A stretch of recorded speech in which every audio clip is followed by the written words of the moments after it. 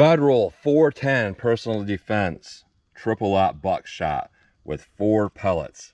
So this is a test I've been wanting to do a long time, to test this stuff through my governor here, Smith & Wesson governor. And one thing about this ammo here is that not all 410 personal defense shotgun shells are developed for handguns.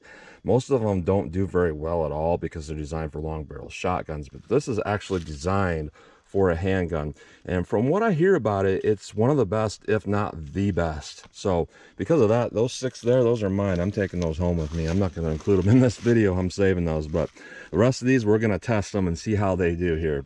And it's a plated triple aught buck, and triple aught buck is, I believe it's roughly a 36 caliber, so it's kind of like a 9mm, but you know, the pellets weigh more like what a 32 ACP weighs. So, you know, you're looking at like 4 rounds of 32 ACP basically, if you talk about mass and all that. But this stuff is rated at 850 feet per second from a handgun. I don't know exactly which handgun it's rated from. The literature I look at this ammunition, it looks like it's developed around 2010. The governor was developed around 2011. So I'm not really sure if they made that round for the governor or for the judge specifically, but you know, it's supposed to work in both of them really well. So I'm not going to go through the chronograph because actually I've destroyed a chronograph testing shot shells through that governor before.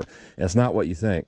You know, the shot pattern didn't actually hit the chronograph. The plastic cup hit it, and it basically destroyed my screen. And I had a Patreon. It's either a Patreon or somebody here on YouTube. They said, hey, I'd like to replace that for you. So they replaced that for me. And that was very nice of them to do that. And I got the same make and model because it's what my local store happened to have. But I do have this kind of a full-size target up here because I'm going to shoot up from 7 yards to kind of see how these things pattern. And keep in mind, normal buckshot from a handgun, and you're like all over this entire thing. So we'll see how that stuff does. Then I'm going to do my 10% clear ballistic test, and I'm going to do what I've been doing recently, where I do a best case scenario versus a worst case scenario. So my first shot, I'm actually going to go through just plain clear ballistics. I'm not going to have this denim or this MDF fiberboard here. It's just going to be straight clear ballistics. And then I'm going to put this worst case scenario test up where I have 4 layers of denim, followed by 3 inches of clear ballistics to represent head and pectoral muscle, followed by a 1/4 inch medium density fiberboard to represent ribs or sternum, and to more clear ballistics. And then what I want to do is I do want to shoot from 25 yards just to kind of see, you know, that would be beyond our maximum distance that we would normally use, something like that. But I do want to see, you know, how they do at that distance, because all the other personal defense rounds that I've tested, even ones designed for handguns, don't really do very well. You only hit like 1 pellet or something like that at 25 yards. So we'll see if this does any better. So let's get started with this test. All right, I am a full 7 yards from the target, double action. Let's just see how this thing patterns at 7 yards. See what we get. Nice, right centered. Go for a headshot.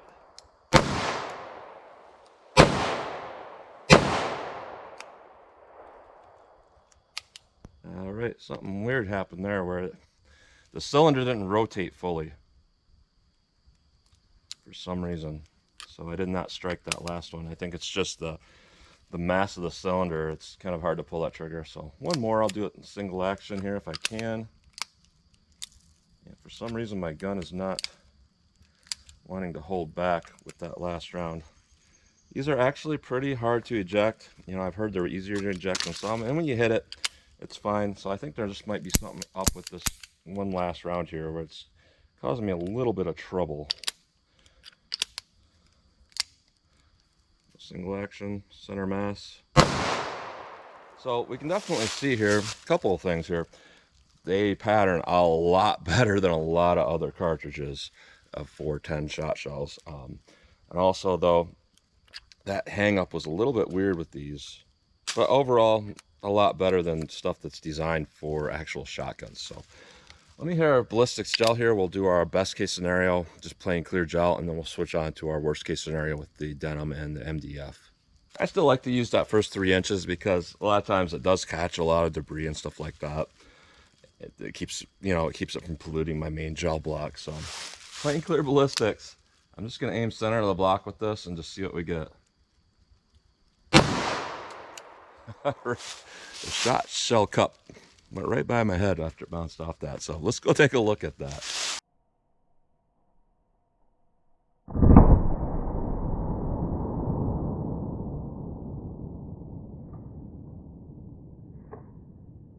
All right, so I'm going to pull these BBs out, or these buckshot out, I should say, after I do this test. So I'm not really going to show, a photograph of these up close. I'll just kind of show them as I pull them out later. But what we're looking at here is pretty consistent penetration. We have two that penetrated right to 16 inches. Another one of them penetrated about 15 and a half, and the shallowest one about 14 and a half inches. And we have pretty good damage. That's a lot of different projectiles in there. Now let me put in the medium density fiberboard and the denim and just see if that makes a difference. All right, so with this I decided to put the backing block up first so we can get clean paths, because I could definitely see how these would be hard to place them accurately where I want them and not in other channels. So through our denim, through our medium density fiberboard, this is more of the test that I trust, because it does tell the difference between cartridges better than plain clear ballistics. So let's see what this will do with our MDF. All right, let's go take a look.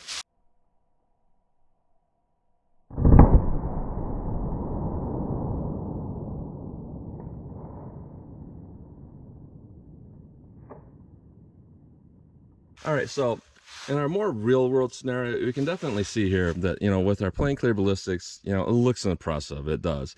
And I don't doubt that would be a good cartridge. But when we put it through our more real world realistic comparison, we see something a little bit different. Now we can see that all four of those pellets impacted right there, right center. That's actually pretty good grouping for that. And what we got here though was a little bit different penetration with all of these. We got about 15 and a quarter, which is acceptable. Our next one down is at about 13 and a half. That's acceptable. Next one, 11 and a half. Considering I went through MDF, that's acceptable as well. Now this one, well, we're at about 9 and a quarter. That would be a little bit shallow. But we can say though that we have adequate penetration. So that's not bad, to be honest. So now the test I want to do is I want to shoot from 25 yards, see if we can get any pellets to hit. Because a lot of the cartridges like this I test, they don't. So let's try that. So here's a close-up of that, from different angles. Here's from the top.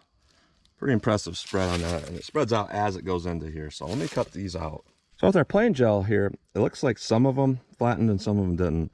Like this one flattened a little more on one side than the other. This one basically didn't flatten at all, except a tiny bit on that side. This one's flat on both sides. This one's flat on one side. So it's probably the orientation of how they're in there. This one's probably the last one. It's kind of rounded there or something like that. And the one that's perfectly round is probably the one that was up front, something like that. So let me show the other one now that went through our medium density fiberboard. There's our top view of our medium density fiberboard one, where we have a lot of different depths. So I'm going to cut these open. Now with this, we pretty much see the identical thing going on, where we have one that's rounded on one end, perfectly flat, two that are basically flat on both ends, and then one that's not flattened at all. It's pretty much rounded. See a little bit of a denim impact on this. So considering that, I don't think the rounded one was the first one. I think the first one to impact the denim was this one that's kind of deformed and flat on the bottom. And then the next order, this could potentially be the last one, actually, the more rounded one. I'm not really sure, but that's what you get with that. Not a whole lot different than the ones that went through the straight gel here. Pretty much the same thing. So they do hold up very well to that medium density fiberboard hit. All right, 25 yards. I'm going to go single action with this just to try to be as precise as possible. This has one of the worst double action pulls ever, just because of the size of that cylinder. So I'm going to aim center mass, 25 yards, and we'll see if we can get a pellet count on that steel.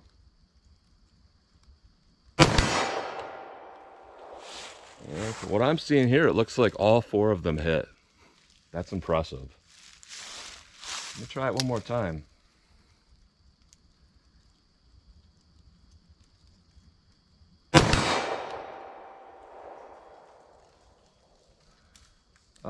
Looks like 1, 2, 3, 4, 5, 6. I may have missed one, but still. 75% on target from 25 yards is pretty impressive. Let me move up to 12 yards with the rest of these. All right, 12 yards. Let me hit a couple on steel here. They hit a lot harder than any of the other ones I've tested. Let me see if I can realistically get a headshot if I aim that high.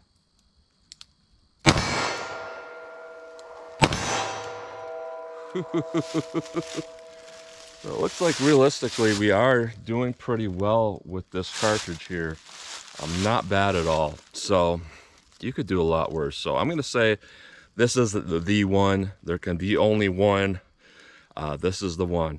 Because I did not like the other ones I've tested there specifically for handgun. I have not tested the number 4 Buck from Federal, but I have tested the Hornady Critical Defense and the Winchester PDX-1. And the two things I don't like about those is that they're not consistent. The projectiles are not consistent. Like with the PDX-1, you have a bunch of discs, and then you have a bunch of BB size projectiles, which I believe are actual BBs, like 17 caliber or something like that. Or maybe they're smaller or bigger, but nonetheless, you know, you have some stuff hitting here, and then you have some other smaller stuff hitting there. And then with our Hornady Critical Defense, we had the same thing. We had a slug that did not expand anyway, and behind that we have, you know, triple-aught Buck, I believe, or double-aught, and it's just kind of inconsistent. Like, you can hit with the slug, but you never know where those buckshot are going to go. But with this, because it's a plated buckshot, they compressed a little bit less when they're being fired because that copper is hard, which makes them more accurate. And we're seeing just an overall very consistent cartridge. You know, to be able to hit most of those BBs or buckshot on target from 25 yards, make headshots from 12. This is the best cartridge for a gun like this. Now, whether this is going to be a gun that you realistically think is a good gun for self-defense, that's a whole nother story. But if you were going to carry something like this, you know, even our injection's real good. This is the one. This is a good cartridge. So that's what you get today. So as always, comment, share, and like, and thanks for watching.